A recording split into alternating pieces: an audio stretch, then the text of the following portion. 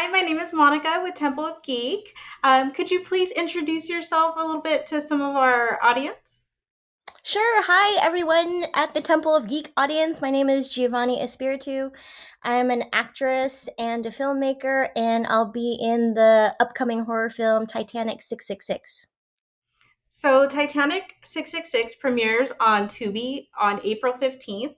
How would you describe this film? Um, well, it's actually going to be premiering on the anniversary of the sinking of the Titanic, which is kind of crazy. How I would describe this film is basically the Titanic with ghosts, with lots of ghosts, and So, actually very real creepy. ghosts too. Very creepy. We filmed on the Queen Mary, so I have stories, and I was very, very scared, which kind of helped the film because it's about ghosts, and they're ghosts on the actual Queen Mary, which is crazy. Yeah, absolutely. The Queen Mary is known for all of its ghost stories, and they even do like this haunted Halloween there all the time. So, I would have been so freaked out.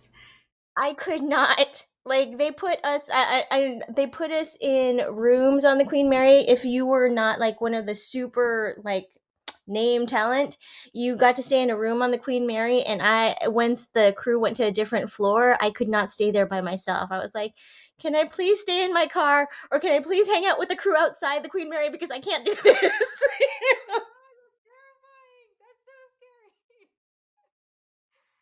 So, can Yeah. you tell us a little bit about the character that you play on the Titanic?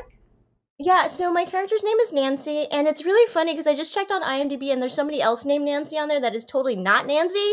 So I'm trying to get that fixed. But my character's name is Nancy, and when the breakdowns happened, breakdowns is when they actually like put the casting call out. It was like Nancy. She has no friends and no life, and she is obsessed with these influencers. But then when I got on set and I got the full script, for me, Nancy was just like in awe of Mia and Jackson, who Anna Lynn McCord play, and Derek Yates play, and it was really easy to be in awe of them because they're beautiful people. They're just beautiful, and they're really funny and charismatic. So it's like, oh, no wonder I would be very in awe of them. So super fans of Mia and Jackson on the ship. Awesome. And you have a really extensive amount of work in different genres. So, how is Mhm. playing Nancy compared to what you've done in the past? And how do you prepare for a role like a super fan like Nancy? It's really easy for me to be in awe of people. I always love looking for the good in people or just in any situation. So that was super easy for me to kind of connect with Nancy. The difference between Nancy and the other characters that I've played, they always have a through line of me in there. Like you always have to find yourself in the different situations.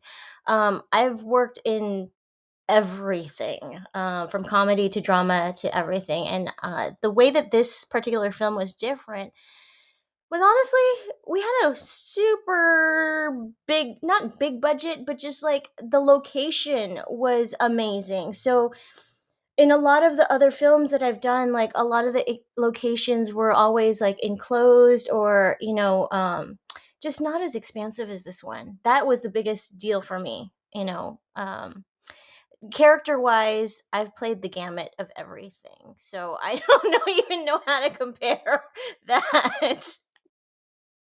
Did you have any favorite moments or moments that really stood out while you were filming? Well, like I told you, like they put some of the cast, if you were not like a name well known talent, in the actual ship for your like dressing room and things like that. So the first day that I got on set, they took me to my room, and I was like, first I was like, oh, this is so cool because everybody was there, the whole crew was there, production was there, there were people around me, so that was fine. And then I do like the actor thing where it's like you take pictures of yourself in the room with your little like nameplate because who knows when this is going to happen ever again, right? I started going back and looking at the pictures, and there was like a little green orb in there, and I was like, okay, maybe it's just a lighting flash or something. like a little bit later, I was talking to a friend, and my friend was telling me that he had shot on the Queen Mary, and they used to call you whatever ghosties were there the greenies, and I didn't tell him that the orb was green in my photo, so that kind of freaked me out. And so I was just like, I don't know what is here, but I just want to be respectful, and I'm not here with any like ill intent or anything like that. So the first day I was totally fine. The second day, the entire crew moved to a different floor, and I was there like alone, and I could not do it. So I just like I went outside, and I told like the production, I was like, "Can I can stay in my car, or I'll stay outside with the background talent, but I can't stay in the room," which was a good thing because I found out that a couple people got left there like alone, like after everything had Oh left. no, that sounds like a nightmare. Yeah, and I was like, I cannot. Like, I am a scaredy cat by nature. So, like, I just But then couldn't here do you it. are in a horror film. Yeah.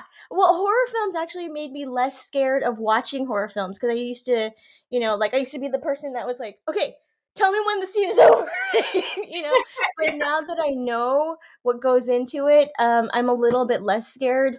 But this is, like when I saw some footage, because I don't even know what I know what happens, but I don't technically know what happens to my character because because certain things on set. So I don't. I said it'll be a surprise to me what happens tomorrow.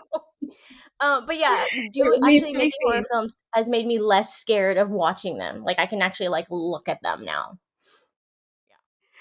That's amazing. That's awesome. Well, and also speaking of things that are awesome, recently you were recognized as one of the 23 most influential Filipino women in the world, Hmm. and through the Innovator and Thought and Leader category by the Filipina Women's Network.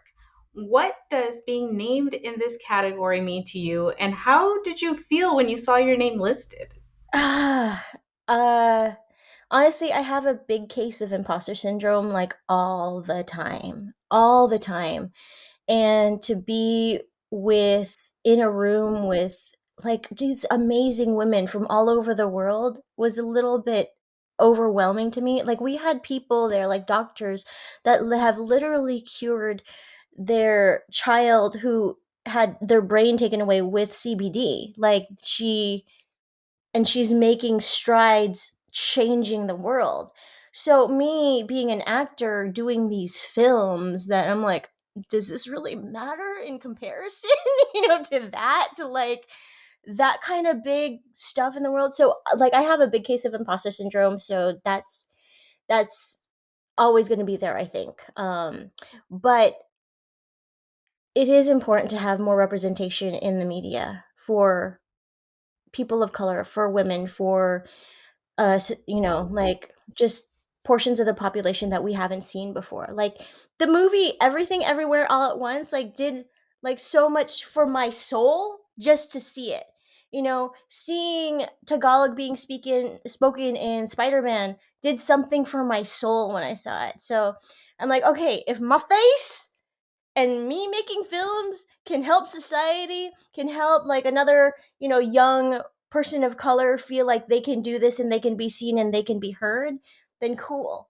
But honestly, when I got that award, I was like, do I really deserve this? I don't deserve to be You here. absolutely you So absolutely do deserve it. And I think it's evident in when you see the reactions to season 2 of Bridgerton, for example, and the mm, way people have these visceral reactions to seeing these beautiful brown women on screen yeah. being depicted in the way that they are. That is important. And like you said, it does something for your soul, it does something for you. So I understand the imposter syndrome, but it really does make a difference. And it's important to see faces like yours and faces of all kinds of people of color, out there. And it really does make a difference. Thank you. Yes, I will take that in. I'm gonna. Yeah, but yeah. So that's in short order. I was very very honored and humbled, but I still like really, that's what goes through my head. Well, and then lastly, I do want to talk about something that's a little bit outside of acting for Okay. you. We found this really interesting was that you served on the board of directors for Cora, which is a Bay Area domestic Violence Hotline Mhm. and Agency. Can you tell us a little bit about the work you did there and why it's important to you? Yeah, so things that a lot of people don't know about me is that I came from it started with a cult, but eventually it went into like a quote unquote marriage. I was young, not supposed to be married, and that relationship turned violent. And I escaped from that relationship with just my baby. So I have experience being in that kind of relationship, and I had to learn like what red flags are, good healthy relationships were.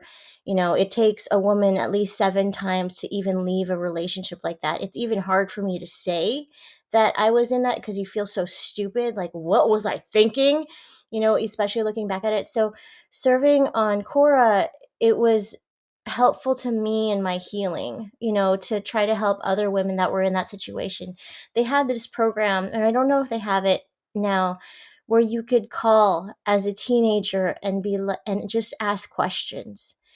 And that was so important to me because had I been a teenager and had I known what a healthy relationship looked like, I probably wouldn't have gotten into that situation, but there was nobody there to teach me that. So that hotline was really important to me because how do you prevent women from getting into relationships like that in the first place? It's through education, it's through modeling, it's through, you know, having a support system. If you can't ask questions of people, then like you feel even more isolated in that situation. So yeah, that's the reason why it's important to me because I came from a relationship like that, and just having that support system of having people to ask what this was.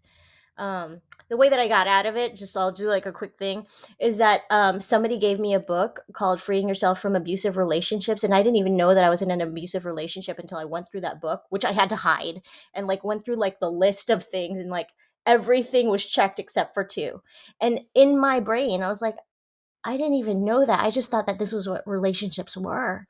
That you had to like deal with it, and you had to be like a good wife and a good, you know, I was a religious person back then, but like if I didn't adhere to this, then I was at fault. Like so I didn't even know. And so like having a place to ask questions and to have people like talk you through things was really important. So anyway, long story short, that's why that working like domestic violence awareness is important. Absolutely. And I think like what you said, it's so important to have somebody to speak to and to talk to. And then, also for women who are possibly watching this interview and they see they're feeling that way or they're realizing these things, hopefully they see you and they see, wow, she has a career ahead of her. She Hmm. has so much ahead of her after this relationship. It's not the end of the world.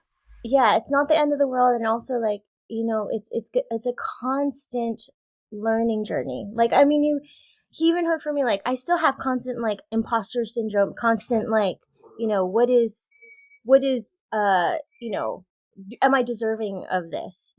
Constantly. Well, I really appreciate the fact that you shared your story with us, that you spoke with us today. And, we just wish you nothing but the best, lots of success. We can't wait for people to see Titanic 666, which premieres on the 15th on Tubi. And thank you again for speaking with us today. Yeah, thank you, Monica, for like even having this interview. Thank you to you.